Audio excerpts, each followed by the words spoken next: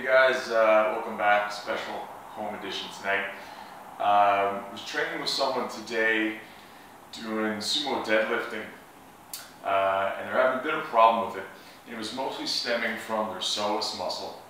So, we typically think of psoas as just primarily a hip flexor, but it turns out that it's got some secondary functions too, depending on the position of your leg. So the problem we were seeing was primarily with the sumo deadlift, but it applies as well to wide stance squats, and it has to do with those secondary psoas functions.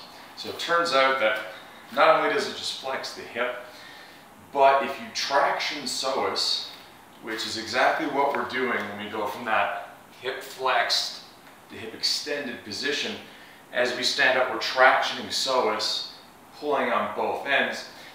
When the leg is abducted or away from the body and you traction it, psoas will actually function to adduct the leg. So it wants to swing it back in. Now the effect this was having was, as he was standing up with that pull, it was a double-barreled effect. First off, the lumbar attachment, where it was tight, is as he would stand up, it would really pull him into this overextended position. But the adduction function was also kicking in. So as he was standing up and you were tractioning psoas, it was actually wanting to pull that leg in.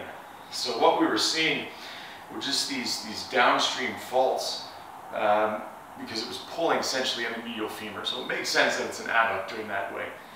But we were seeing a lot of medial joint line MCL pain, and that medial arch was collapsing as we stood up. So you can picture this just complete string of nasty faults starting at the lumbar spine, leading to that rocked in position. So absolutely terrible for power production, terrible for promoting injuries. So we worked it out with a few different techniques.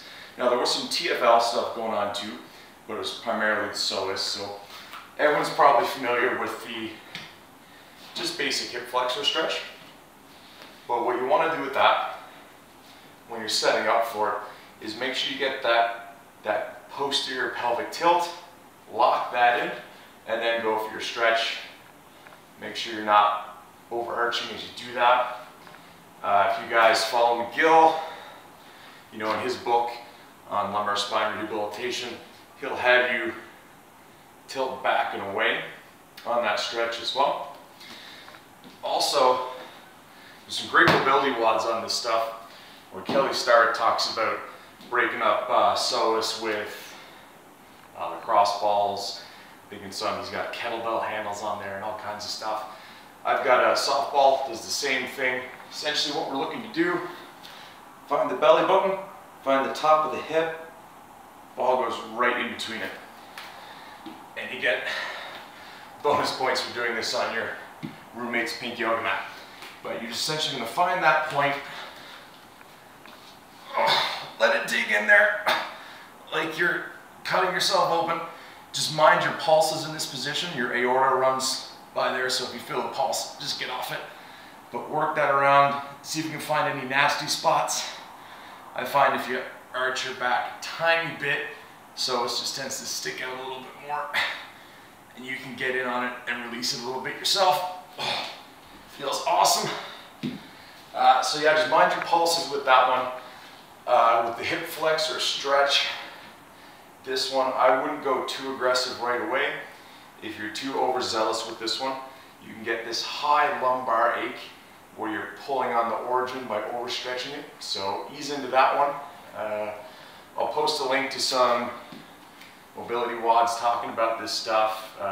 Starrett does a fantastic job breaking it down, better than I could. I'll link to those. I'll also put a link to some of the studies on the secondary functions of psoas as well. So give it a try, guys. Hope it helps.